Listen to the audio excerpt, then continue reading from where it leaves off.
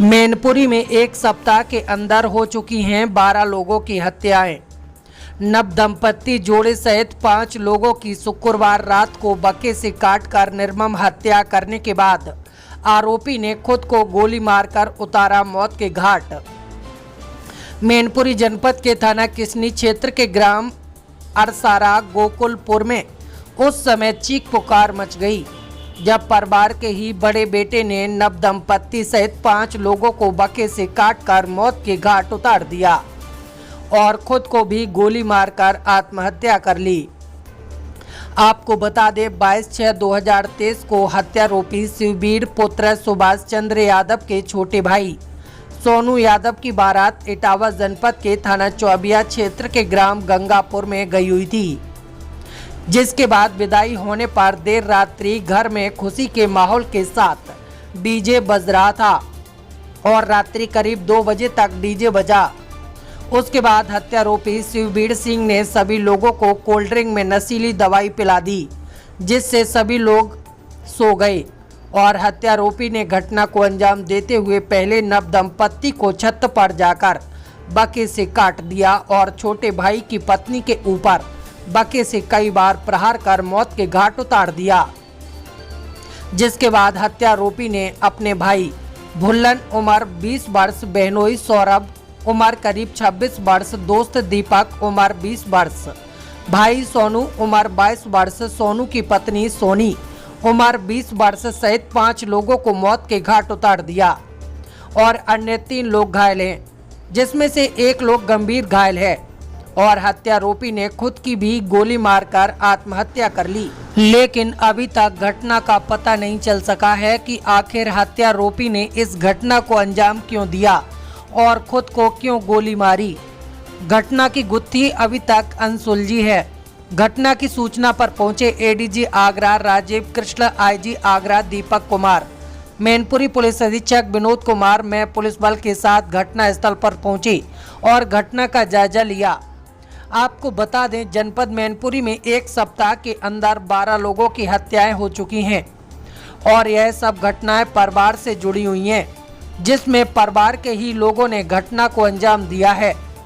घटना पर शोक संवेदना व्यक्त करते हुए उत्तर प्रदेश सरकार के पर्यटन एवं संस्कृति मंत्री ठाकुर जयवीर सिंह ने घटना को दुखद बताया है। मैं समझता हूँ कि बहुत ही दुखद घटना है ये, लेकिन इससे भी दुखद ये है कि घोर कलयुग का आगमन दिखाई पड़ रहा है, जहाँ भाई भाई की हत्या कर दे रहा है, बाप बेटे एक दूसरे हत्या कर ले रहे हैं और उनके पीछे कोई कारण भी नहीं लॉजिकली दिखाई पड़ रहा है।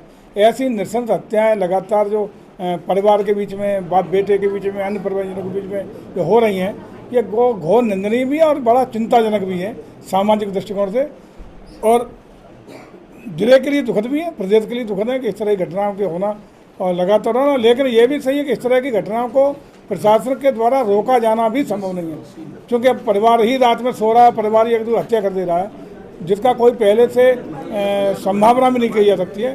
तो ऐसी स्थिति में ये इन दुखद घटनाओं को रोकने की जिम्मेदारी सामाजिक संस्कारों से, सामाजिक स्थितियों से या छोटी छोटी घटनाओं को और ज़्यादा संज्ञान लेते हुए उस पर प्रभावी नियंत्रित करने का काम हो, यही उसका हो सकता है। लेकिन सबसे ज़्यादा जरूरी है कि अब जो संस्कार समाज में देने का काम हो रहा है, उन संस्कारों के और बढ़ावा देने का काम मिले।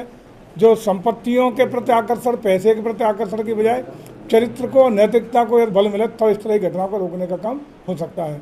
लेकिन जो घटनाएं जिले में लगातार हुई हैं और ऐसी घटनाएं जो परिवार की ओर से ही कृत की गई हैं, ऐसी घटनाओं की ये निंदनीय भी है, चिंताजनक भी है और दुखद भी है।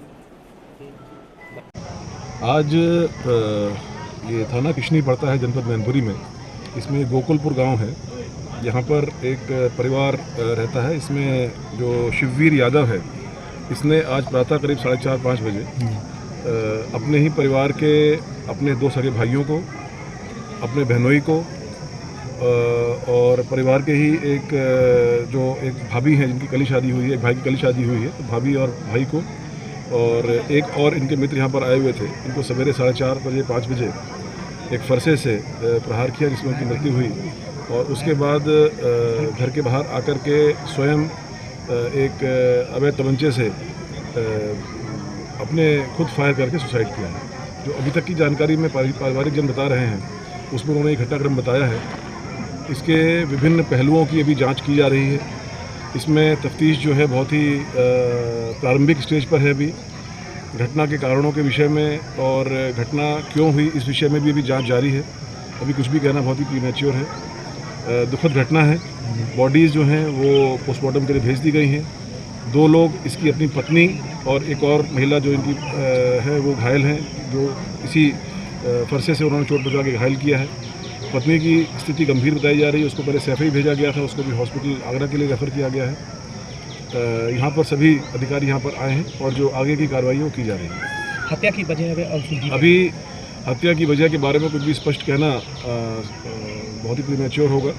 अभी जितने परिवारजनों से बात हुई है उन्होंने कुछ बातें बताई हैं, कुछ बातों को लेकर वो भी बहुत ही आश्चर्यचकित हैं। इसके बारे में डिटेल्ड इन्वेस्टिगेशन की जा रही है। इसके बाद स्थिति स्पष्ट होगी। पूछताछ में आपने तमाम लोगों से, परिवारीजनों से बात किया कि कभी इस तरीके से घटना के बारे में या कुछ आशंका थी परिवारीजनों को, इतना जघन्य अपराध? नहीं, मैंने पूछा उनसे, काफ़ी डिटेल में बात हुई है। वो खुद आश्चर्यचकित हैं, खुद वो हैरान हैं कि उसने इस तरह की घटना क्यों की है। कुछ उसकी मानसिक स्थिति के बारे में कुछ लोग कुछ बता रहे हैं, पर वो भी जांच का विषय है। और अभी इसके मोटिव के बारे में कुछ भी कहना बहुत ही प्रीमेच्योर होगा। घटना क्या जो पूरा सीक्वेंस है उसके बारे में पूरी स्पष्टता है।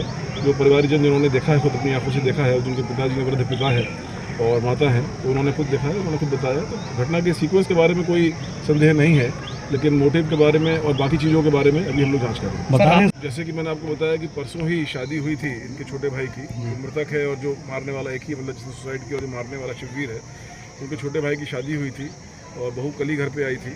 तो अब इस पूरे घटना, इस प्रकरण में कोई आपस में वाद विवाद होना नहीं होना जांच का विषय है। सर, हथियार कुछ बरामद हुए हैं जी मौके पे? जी, हथियार दोनों बरामद हो गए हैं। वो फरसा जिससे सभी लोगों का कत्ल हुआ है वो भी बरामद हो गया है, और वो कट्टा जिससे उसने खुद सुसाइड किया वो भी बरामद हो गया है। सर, बता रहे जिस फरसे से हत्या की गई है उस फरसे को पहले से प्लानिंग थी उसकी? हो सकता है। अभी मैंने कहा ना कि अभी बहुत प्रारंभिक स्तर पर हमारी तफ्तीश है।